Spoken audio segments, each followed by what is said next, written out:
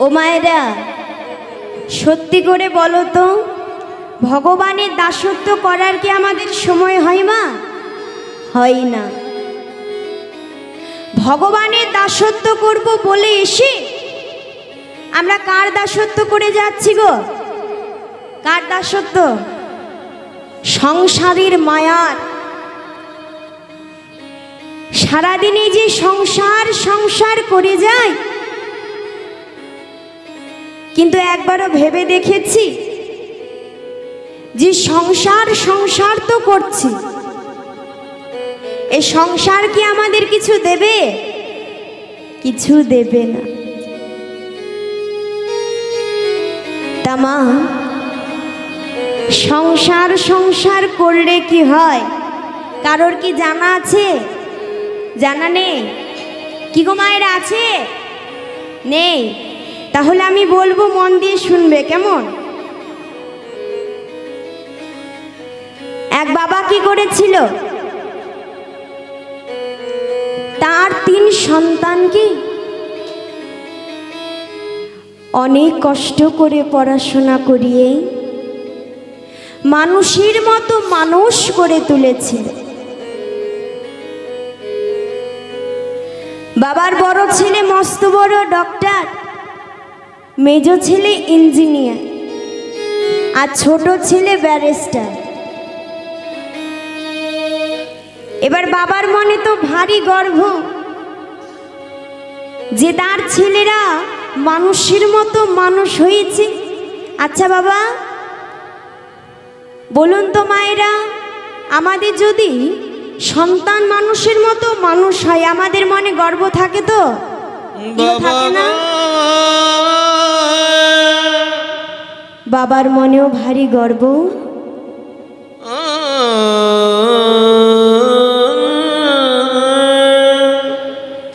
যে তার 3 ছেলে মানুষের মতো মানুষ হয়েছে। বাবা 3 ছেলে ছাড়া কিছু জানে না, 3 ছেলেও কিন্তু বাবা ছাড়া কিছু জানে। একদিন কি হয়েছে মা, বাবার 3 ছেলে বাবার কাছে গিয়ে বাবাকে বলছে, বাবা, ও বাবা,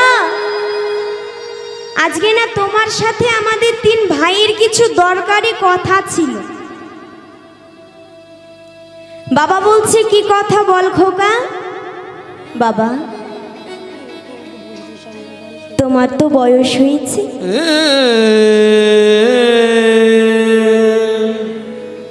তুমি একদিন নিশ্চয়ই আমাদের ছেড়ে চলে যাবে, অর্থাৎ তুমি মারা যাবে।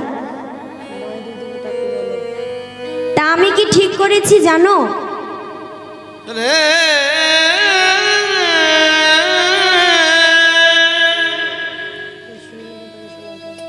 যেই দিন তুমি আমাদের ছেড়ে চলে যাবে, মানে তুমি মারা যাবে,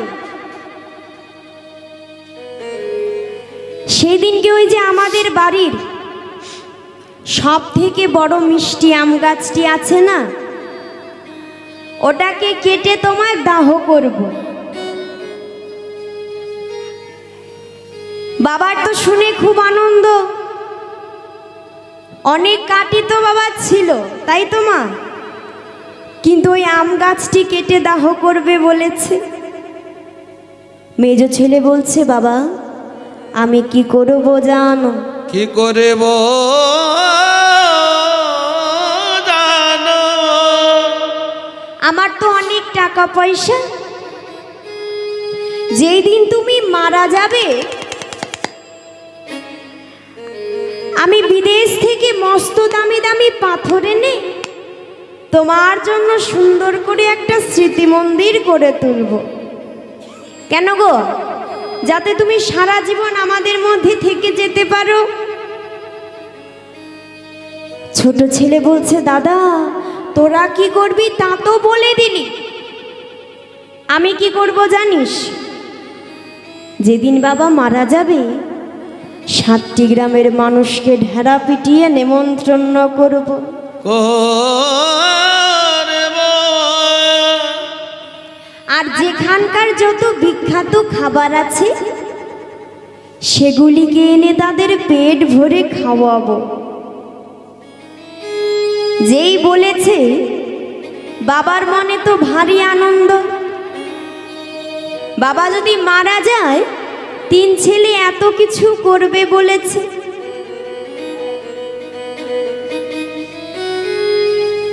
এইভাবেই মা দিন কাটতে লাগলো। একদিন বাবা পথ দিয়ে হেঁটে যাচ্ছে, আর এই মতো সময় এক সাধুর সাথে তার দেখা। তা বহুদিন পরে যদি কারোর সাথে কারো দেখা হয় আমরা কি জিজ্ঞাসা করি গো? কি গো মা, আজকে এখানে তোমরা আমায় দেখলে, আবার অনেক দিন পরে যদি তোমাদের এখানে বা পথ মাঝে কোথাও দেখো, কি জিজ্ঞাসা করবে আগে? কেমন আছো? বাহ। কারোর সাথে অনেকদিন পর দেখা হলে আমরা জিজ্ঞাসা করি কেমন আছো। তা সাধু বাবার সাথে বহুদিন পরে দেখা। সাধু বাবা যেই না বলেছি কেমন আছো, বাবা গর্ব করে বলছে, সাধু বাবা ওগো দয়াময় দয়াময় গো,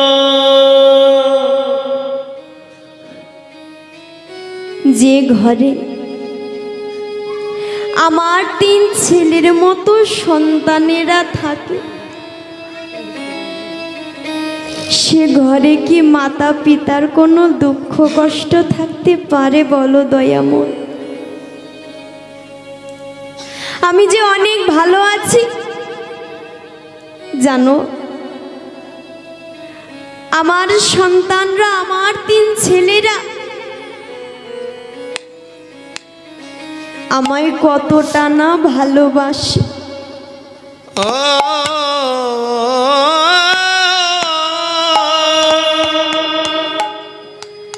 আমি মারা গেলে বড় ছেলে বলেছে বাড়ির সব থেকে বড় মিষ্টি আম গাছটিকে কেটে আমার দাহ করবে। মেজ ছেলে বলেছে দামি দামি পাথর এনে আমার স্মৃতি মন্দির করবে। আর ছোট ছেলে কি বলেছে জানো? 7টি গ্রামের মানুষকে ঢেড়া পিটিয়ে নেমন্ত্রণ করে যেখানকার যত বিখ্যাত খাবারই আছে তাদের খাওয়াবে। তাদের খাওয়াবো। যেই না এমন কথা বলেছে, সাধু বাবা বলছে, বাবা তোমার 3 ছেলেরা এত ভালোবাসে, তা বেশ, সারা জীবন তো সংসারের জন্য করলে, তোমার 3 সন্তানের জন্য করলে, তাই এবার একটু তার কথাও ভাবো। বলছে কার কথা? কেন? যে তোমার আপন। বাবা বলছে আমার আপন। আমার আপন বলতে তো আমার 3 ছেলে, আর তো কেউ নেই, কি তাই তো? আচ্ছা, আমরা আপনজন কাকে বলি? নিজের স্বামী, সন্তান, মাতা পিতা, এরা আপন তো, কি গো মা, তাই তো? তা এদেরকে আমরা আপনজন ভাবি। তা সাধু বাবা, আমার 3 ছেলে ছাড়া তো কেউ আপন নেই, কার কথা ভাববো বলো? ওগো দয়াময় দয়াময় গো। সাধু বাবা বলছে, বেশ, তোমার 3 ছেলে ছাড়া যখন কেউ আর আপনই নেই, তা একটা পরীক্ষা নিয়ে দেখো তোমার সন্তানেরা সত্যি তোমায় ভালোবাসে কিনা। বললেন কি পরীক্ষা, না তো তুমি মরে গিয়ে দেখো তোমার 3 ছেলেরা তোমার জন্য কাঁদে কিনা।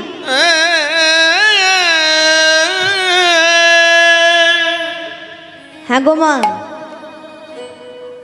বাবা বলছে সাধু বাবা একে কথা বললে, আমি মরেই যদি যাব কি করে জানবো যে আমার সন্তানেরা কাঁদলো কি কাঁদলো না, কি তাই তো মরে গেলে কি আর জানতে পারবে। বলছে সাধু বাবা এত কিছু থাকতে তুমি আমায় মরতে বলছো। বলছে না গো, সত্যি সত্যি মরতে বলছি। তবে আমার কাছে এমন একটা বড়ি আছে যেটাকে খেলে বাইরে থেকে দেখাবে তুমি মারা গিয়েছো, কিন্তু অন্তরে তুমি সব জানতে পারবে, সব শুনতে পাবে।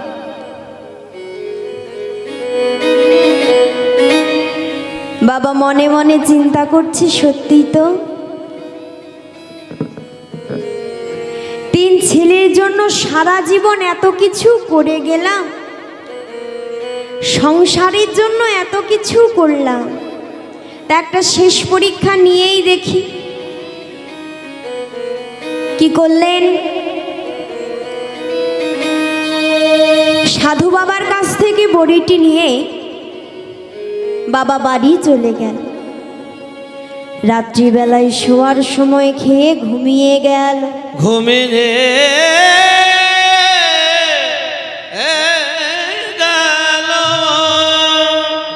আর পরের দিন যখন মা সকাল হয়েছে, 7টা বাজে, 8টা বাজে, 9টাও বেজে গেছে, বাবা আর উঠছে না। 3 ছেলে বলা কওয়া করছে, কিরে ভাই বাবা তো এত বেলা অবধি কখনো ঘুমায় না, আজ কি হলো। চিৎকার করে বাবার ঘরের সামনে বলছে, বাবা ও গো বাবা গো,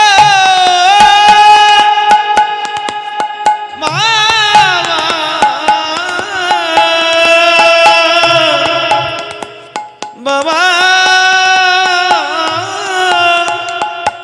বাবা গো, বাবা আজকে এত বেলা হয়ে গিয়েছে, তুমি উঠছো না কেন? কি হয়েছে তোমার? তুমি তো এত বেলা অবধি ঘুমাও না। চিৎকার করে যখন ডাকছে, বাবার কিন্তু কোনো সাড়া নেই। 3 ছেলে তোমা ভয় পেয়ে গিয়েছে যে বাবাকে এত করে ডাকছি, বাবা উঠছে না কেন। জোর করে দরজা ধাক্কি যেই ভেতরে প্রবেশ করেছি, দেখে বাবার বেঁচে নেই। যেই দেখেছে বাবার বেঁচে নেই, 3 ছেলে বাবাকে জড়িয়ে ধরে চিৎকার করে করে কাঁদছে। প্রভু গো তোমার চরণে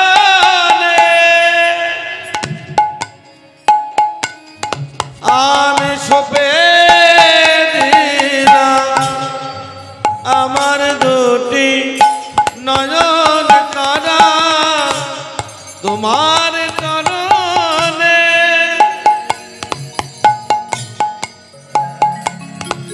আমি সপে দিলাম আমার 2টি নয়ন তারা,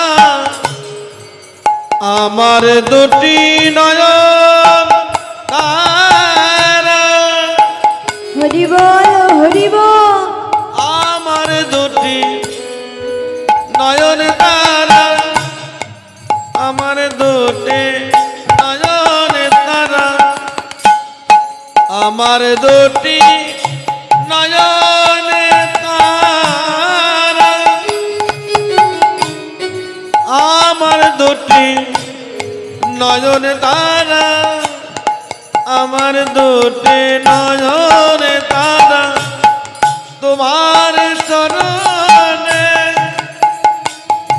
আমি সপে দিলাম আমার দুটি নয়নে তারা। যেই তিন ছেলে দর্শন করে বাবা বেঁচে নেই, বুকের মাঝে জড়িয়ে ধরে বাবা বাবা বলে কাঁদছে, বলছি বাবা বাবা তুমি এমন করে আমাদেরকে ছেড়ে চলে গেলে, এখন আমি কাকে বাবা বলে ডাকবো বল?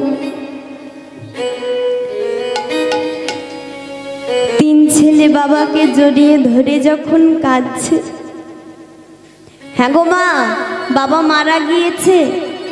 কি গো গিয়েছে? যায়নি। তাহলে কি হয়েছে? আচ্ছা দেখি এবার কে মন দিয়ে কীর্তন শুনছে। কি গো বাবার কি হয়েছে? বড়ি খেয়ে শুয়ে আছে। বাহ, বাবা কিন্তু মরেনি, সাধু বাবা দেওয়া বড়িটি খেয়ে শুয়ে আছে মাত্র। বাবা তো সব শুনতে পাচ্ছে, মনে মনে ভাবছে কি আমি তো তাহলে ভুল ভেবেছিলাম। আমার তিন ছেলে আমায় এত ভালোবাসে, আর যদি আমি সত্যি মারা যেতাম, আমার তিন ছেলে এমন করে আমায় জড়িয়ে ধরে বাবা বাবা বলে কাঁদত। বাবা একদিকে তিন ছেলের কথা শুনে দুটো নয়ন জলে বুক ভাসিয়ে কাঁদছে, আর এদিকে যেই 2 ঘন্টা কান্নাকাটি হয়ে গিয়েছে, বড় ছেলে ভাইদেরকে বলছে, আয় ভাই চুপ কর, মন করে কাঁদিস না, দেখ যে চলে গিয়েছি তার জন্য মিছে কেঁদে কি হবে? হবে ভালো। দেখুন মা, যে বাবা নিজের কথা চিন্তা করেনি তিন ছেলে ছাড়া, আর আজ সেই সন্তান বলছে যে চলে গেছে, তার জন্য মিছে কেঁদে কি হবে? ভাই, আমি যে বলেছিলাম বাবা মারা গেলে বাড়ির মিষ্টি আম গাছটি কেটে বাবা দাহ করব। দাহ করবি? এখন ভেবে দেখলাম তা করে কোনো লাভ নেই, যে কোনো কাঠ দিয়ে দাহ করলেই তো দাহ হবে, তাই না? শুধু শুধু আম গাছটিকে কাটার কি দরকার? তার থেকে যখন আম গাছটিতে আম হবে, আমরা 3 ভাই মিলে পেরে খাবো, আর বাকি যেইগুলো রয়ে যাবে না হয় হাটে গিয়ে বেচে দিয়ে আসবো। মেজ ছেলে বলছে, সত্যিই তো দাদা, আমিও তো বলেছিলাম বাবা মারা গেলে দামি দামি পাথর এনে স্মৃতি মন্দির করব। এখন ভেবে দেখলাম অত টাকা খরচ করার কোনো দরকার নেই। দরকার নেই। বাঁশ কেটে ঘিরে রেখে দেব, সেটাই যতদিন স্মৃতি মন্দির হয়ে থাকার থাকবে।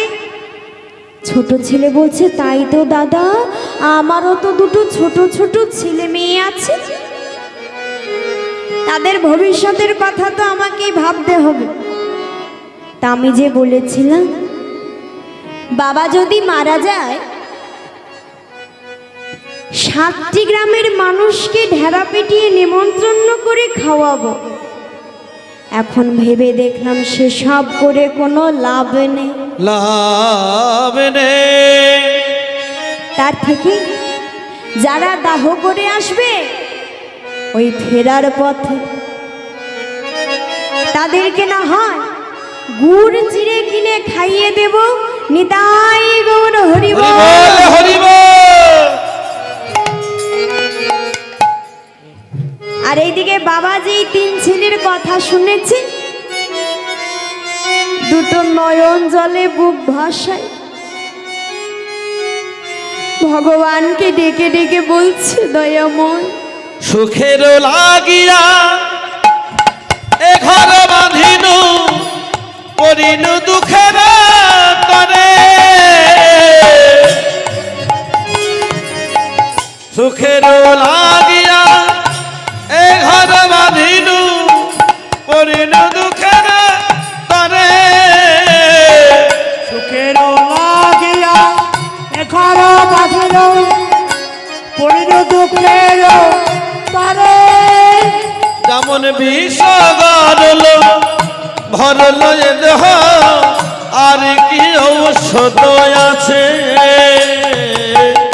বিষ গাড়ল ভরল এ দেহ আর কি ঔষধ আছে কাশী অনন্ত হরি বল হরি বল হরি বল ধন্বন্তরী অনন্ত গহরে সাধু ধন্বন্তরী চরণ শরণ নাম গো চরণ শরণ